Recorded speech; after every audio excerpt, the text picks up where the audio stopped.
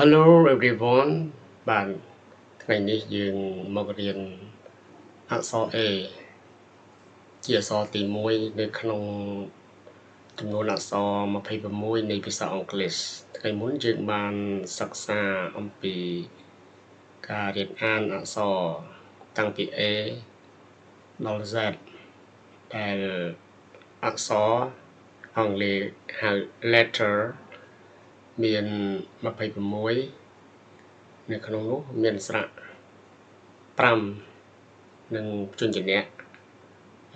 21ចឹងយើងសរុបគ្នាទៅមានចំនួន26អក្សរ26 letter ចឹងយើងបានរៀនអានតាំងពី A ដល់ Z ចប់កាលពីវីដេអូមុនថ្ងៃនេះយើងនឹងមករៀនអក្សរ A តើអក្សរ A ហ្នឹងមានសំឡេងយ៉ាងដូចម្ដេចហើយ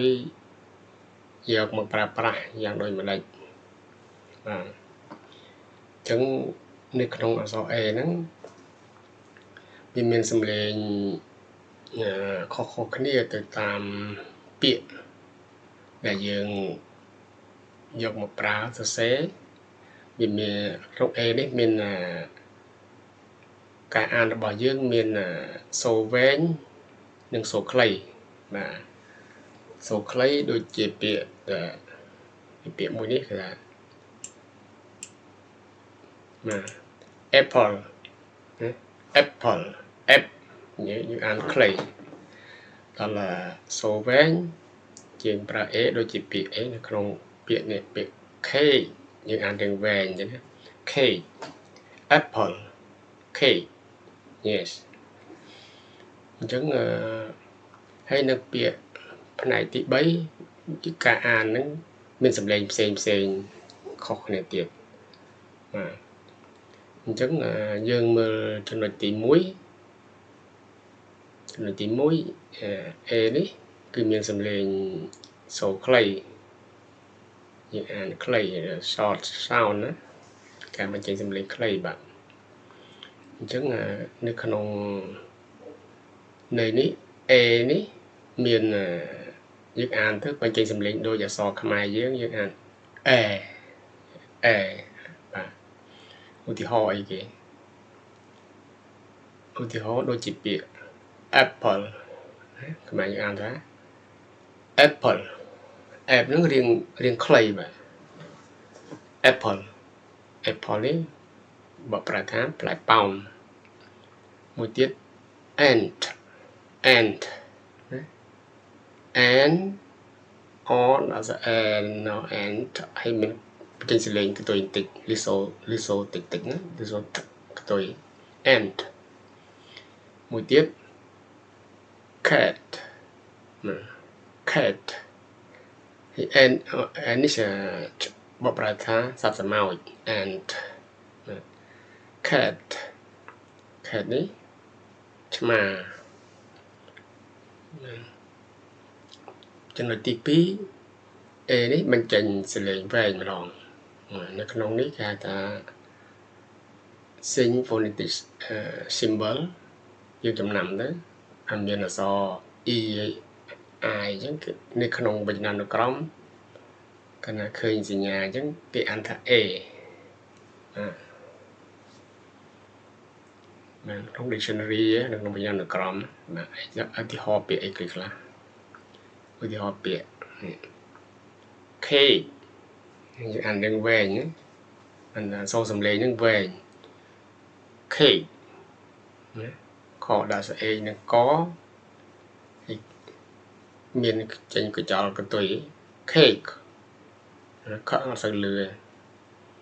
បកប្រែថានំ cake ពាក្យមួយទៀត snake ណា snake នឹងពស់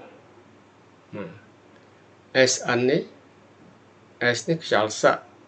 N នេះខ្យល់ណាក់ A នេះបានន័យថាសំឡេង A មិញហ្នឹងដូចខ្មែរយើងស្រៈ A អញ្ចឹង snake នឹងក snake សត្វពស់ នេះយើងអានថា gate gate ចឹងសូវែងណាអូខេ gate នេះគឺទ្វាររបងណា gate ហើយនឹងចំណុចទី3 other sound ចេញសំឡេងផ្សេងខុសពីគ្នាហ្នឹងគឺមានសំឡេងអីខ្លះអញ្ចឹងវាមានសំឡេង3ទៀតគឺសំឡេង a ណា a ហ្នឹងគឺបញ្ចេញសំឡេង a ហើយសំឡេងវែងណាឧទាហរណ៍ទៅអីគេ father ណា father បកប្រែថាលោកឪពុកបាទ car អក្សរ C មានខ្យល់ខអាខានឹងរៈ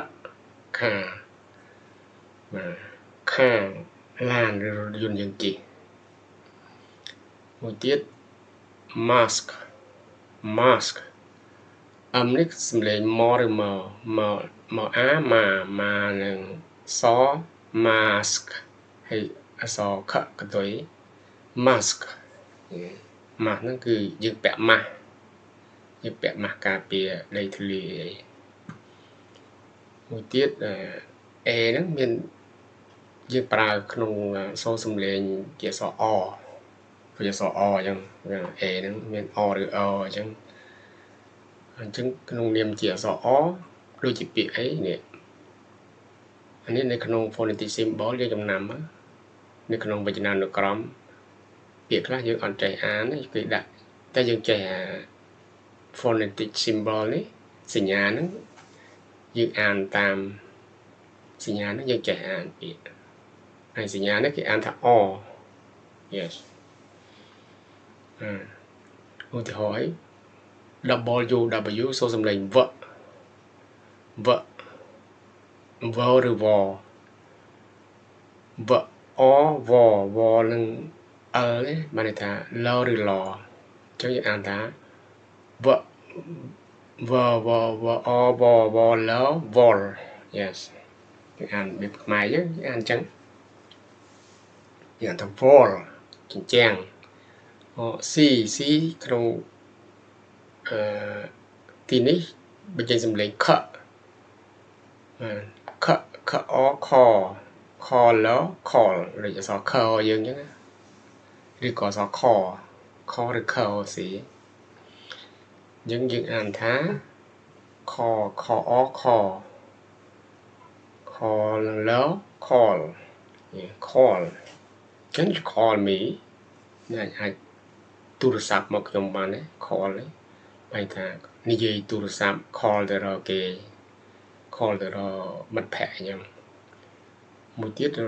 war W នេះខ្យល់វអwar នេះគឺសង្គ្រាមអញ្ចឹងសូរសំឡេងមួយទៀតដែលអក្សរ A ហ្នឹងបញ្ចេញសំឡេងគឺសំឡេងឬក៏ឧទាហរណ៍អីគេនេះ about yes ហើយនេះមួយទៀត ago about នេះគឺប្រហែល ago ណា ago បានថាកន្លងទៅណាសម្រាប់មកដល់ពេលនេះយើងឈានមកដល់ការចូលទៅចំណាំយើងចំណាំពាក្យយ៉ាងម៉េចខ្លះពាក្យដែល A ហ្នឹងប្រើជាមួយអក្សរដែលមាន E កតុយនេះណានេះ A ហើយមាន E កតុយឧទាហរណ៍ស្អីនេះឧទាហរណ៍ bake អក្សរ A ហ្នឹងប្រើជាមួយពាក្យផ្សេងទៀតហើយមាន E កតុយនេះយើងអានថា bake ណាអីទៀតឲ្យតែមានរៀងអញ្ចឹងទម្រង់អញ្ចឹងយើងអានចេញអញ្ចឹង cake nhưng mà khờ đã dạy là có cake cho những ăn ta cake ở trên nhà tầm rung bịp e miền y cái tôi giống những ăn e yes thì bấy make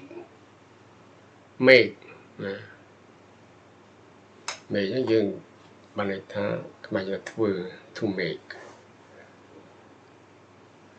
thì bị tiết bị là miền e đó miền vài chọn cái nền chứ những ăn ta e họ là sẽ thì thôi đây đây thằng ấy mẹ mày anh ta mày anh ta khải mê rồi có mê một lại ta ảnh họ says cái là nhị gì trước miền là AI cái tuổi một tiết gì trong nắm biệt là miền hay ai chẳng rồi chỉ biệt ấy em trên tầm rong chẳng nào chứ anh ta em anh ta đối chẳng và thì hỏi biệt mail gain như chỉ có một trăm năm mà đòi phải biết những chuyện cho một